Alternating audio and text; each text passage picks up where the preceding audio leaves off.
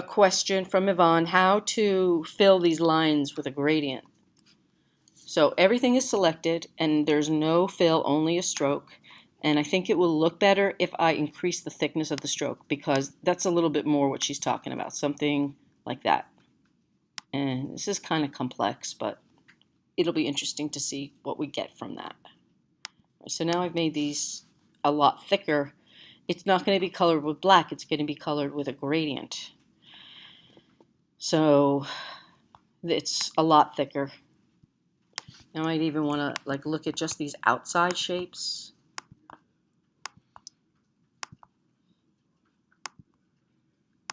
And I kind of have an idea of what this will look like, but not exactly. All right, so now I know all those outside shapes are selected, and I'll make those fatter just for kicks and giggles.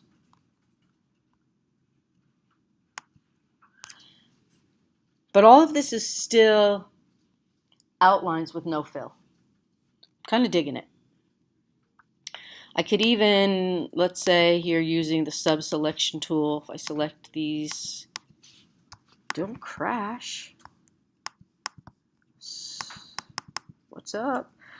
All right, I clicked 3 times. That was a mistake. I didn't really want to do that. I just want to click on these little circles. So I'm still adjusting my artwork, trying to make stuff that is either black or black fill, but no white fill right now. No filling on the white. The only thing that's really going to get colored is where there's black. And this I'll just fill it in. So I have something a little different. I didn't get that one. So make yourself, if you're trying to do this while I'm doing it, make yourself something simple. Just something that you can experiment with these next few steps. Because what I'm going to show you, it's not complicated, but it does have some specific steps. So don't get overindulgent with the design that you have right now, but just look at what's going to happen here. So take a breath and look up, and I'm going to show you another thing here. So all of this right now is separate strokes. Yes, that's true. If I do Window Pathfinder and I turn this into merge, oh, that wasn't good. Unite, that wasn't good. I am not going to get these things as finished shapes. It's going to try to make one big blob. There is a way around this. Here it is. If you go to Object Expand, what this does is it takes those circles, those geometric format elements, and it tells them to no longer really be strokes, but to be fills. So I'm going to take everything, choosing this choice called expand, and I want it to expand the fills and the strokes. And if I click OK, pretty good. Okay, undo. Yep, that looks very good. So I'm going to do it again. It was Object, Expand. And I'm expanding the fills and the strokes. And now what I have is, I click away, it's all these different grouped elements. I'm getting there, okay? Stay with me here, because this thing's kind of bold. It's got a lot of parts. If I notice any of these having strokes, that's probably not good. So as I select these, notice over here, please just look, they're all fills. These are no longer strokes. Does that make sense?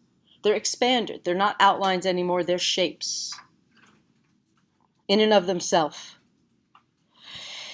And then ostensibly, at this point, I could put the gradient in. So here is what that is here. If I... I have a question. So sure. So you say it's, they're fills? They are fills now. Look. It's just one... There's no outline on that. No outline. Yeah. Isn't that wacky? Yeah. So it's like you made a shape out of punching a hole, right? All right. I'll get back to some of the science of the drawing part in a bit. But let's just look at the filling part now. So every time I click on any one of these elements that was an outline, nothing in here shows stroke. It has all become fills. So if I select it all at the same time, even if it is all these groups and whatnot, I should be able to fill it with a gradient. So I'll save it because it's always good to have something saved, and I'll call this one fill lines, for lack of a better name, and save it. Then I will show you how to fill it. So the filling part is this. I'm going to just pick a random gradient here, but before I do that, I need to make sure fill is in the front because that's what I'm about to change. And stroke was in the front, and I don't want to add a stroke. I just want to fill it. So here's one of the preset gradients that is now going to fill everywhere as black is now a gradient. Now, this is as if every single item has the gradient in it as an individual thing.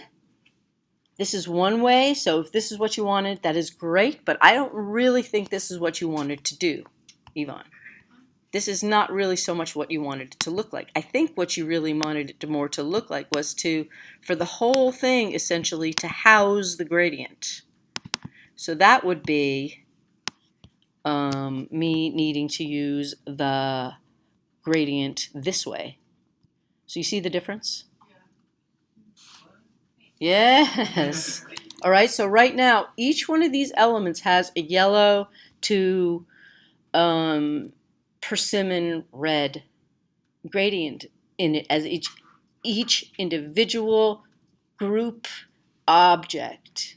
But because it's all selected with the gradient tool selected, I can do click, and this is the tool, gradient tool. I'm going to click and drag, and this is going to say put yellow at the top and orange at the bottom, as if this is one piece. So that's really great. And then you can also, I'm going to just undo this again. You could modify your gradient. So if I press the Option key, I should be able to copy one of these over. And then I'm just redistributing the gradient stops. Put this in the middle. All right, so now this is a new gradient, right? This gradient that I just made is not this gradient. It's this gradient. And if I want to keep this new gradient, I need to click and drag it. That is how you save it. So click and drag, and it should do this yellow, orange, yellow thing. Make sense? And then you can also flip it.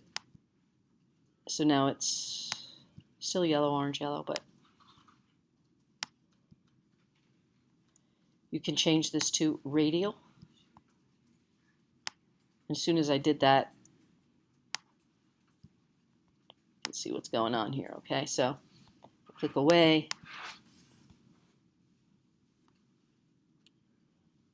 Kind of garish, I know. All right, so simply put, I'm going to make a new document, and I'm going to encourage you to try a couple of these ideas out. One is, I know a lot of people have some pretty cool geometric forms in their work, so I'm going to come over here. Bear with me. Please look up. I know you want to try it while I'm showing you, but I'm making you a video, so you can watch this video later. So I'm going to go to the polygon tool. I'm going to make sure I'm using fill of none, stroke of, and I'll make this just 9. There, okay? So this is a stroke, and I'll make a duplicate of this. Stay with me here. We have a video, so I'm going to take this sometime in the near future and Option drag it, so I have a duplicate of it. And I'll just make one more and then I'll stop. Just, again, Option, click and drag. Okay, good enough. Selecting everything, right? There's no fills, just strokes. Object, expand. And now both of these are checked, so those become shapes instead of fills. And then you can fill with a gradient by bringing the fill chip to the front. Now the fill chip is to the front.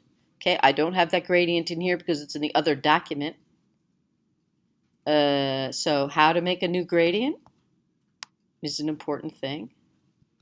Here's my gradient panel. Right now, if I just drop a gradient in there, I could do that with a click. This is usually how I'll start. Then to add colors or change the colors, you can double click on a chip. Okay, and then double click on this chip.